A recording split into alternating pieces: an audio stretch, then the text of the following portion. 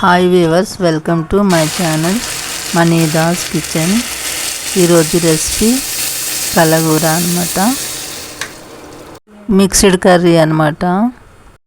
చిక్కుడుకాయలు, టమాటా, కాలీఫ్లవర్, ములక్కాడలు, ఆలు, వంకాయలు కలిపి కర్రీ చేసిన అనమాట.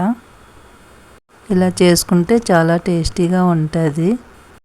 చిక్కుడుకాయలు ముందుగా కాయగూరలన్నీ శుభ్రంగా కడిగేసుకొని ముక్కలన్నీ కట్ చేసేసుకున్నాను. దానికని కట్ చేసి పెట్టుకున్నాను అనమాట. ఇప్పుడు స్టవ్ మీద కళాయి పెట్టుకుని ఆయిల్ వేసుకుంటున్నాను.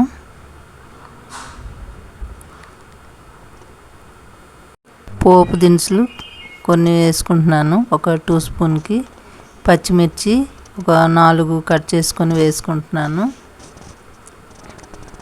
కరివేపాకు కొంచెం వేసుకుంటున్నాను. వేసుకొని ఇలాగా కొంచెం వేగేలాగా కలుపుకోవాలి. నేను ఉల్లిపాయలు చూపించాను కదా, వేసుకున్న వాళ్ళు వేసుకోవచ్చు. నేను మండే అని వేసుకోలేదన్నమాట. కొంచెం అల్లం పేస్టు వేసుకున్నాను. తెల్లుల్లి కూడా వేయలేదు. ఇలాగా అన్నీ ముక్కలన్నీ కట్ చేసి పెట్టుకున్నాం కదా, ఒకటి ఇలా వేసుకొని ఇలా ఫ్రై చేసుకుంటూ వేసుకోవాలి ముక్కలన్నీ. ఇలా ఫ్రై చేస్తే పచ్చి వాసన ఉండదన్నమాట. వంకాయలు కట్ చేసేటప్పుడు నీటిలోనే ఉంచుకోవాలి, లేకపోతే ఉడకవు అనమాట. గట్టిగా అయిపోతే బ్లాక్గా వచ్చేస్తాయి. నీటిలో నుంచి ఇలా వేసుకోవాలి. ములక్కాడలు ఇలా చిన్నగా కట్ చేసుకొని వేసుకుంటే బాగుంటుంది. మరి పొట్టిగా కాక మీడియంలో వేసుకోవాలి. చిక్కుడుకాయలు లోపల పురుగులు ఉంటాయని నేను ఇటువంటి ఇలా తీసేసి ఇలాగా ముక్కలు చేసి వేసాను.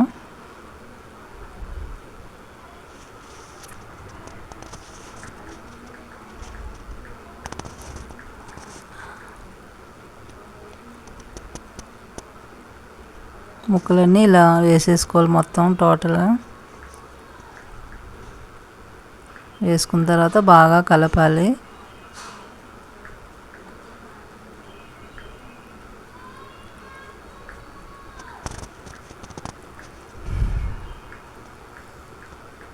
కలిపిన తర్వాత అలా కొంచెంసేపు ఉండాలన్నమాట. ఒక 5 నిమిషాలు మూత పెట్టుకోవాలి. ఇప్పుడు మూత తీసి టమాటా వేసుకుంటున్నాను. మళ్ళీ అంతా కలపాలన్నమాట.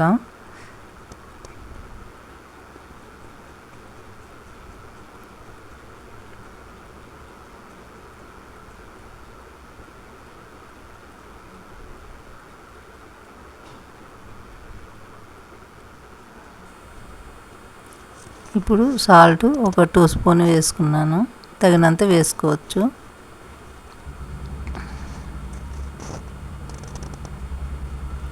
పసుపు ఒక స్పూను ఇంకా హాఫ్ వేసుకున్నాను అనమాట. తగినంత వేసుకోవాలి.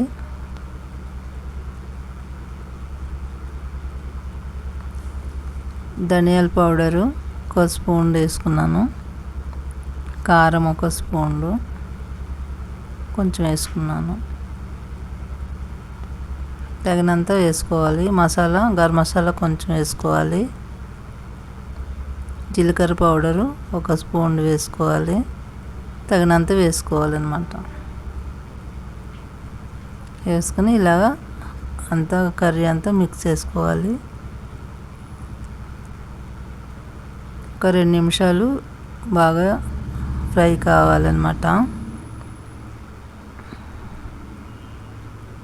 ఇప్పుడు వాటర్ వేసేసుకోవాలి తగినన్ని. ఇంచేపు వేగాయి కదా, కొంచెం వాటర్ వేస్తే సరిపోతుంది. ముక్కలు మీదికి వచ్చేటట్టు వేయాలన్నమాట. బాగా ఉడుకుతుంది. మూత పెట్టేసి ఒక 5 నిమిషాలు ఉండాలి. ఇప్పుడు కర్రీ అయిపోయింది.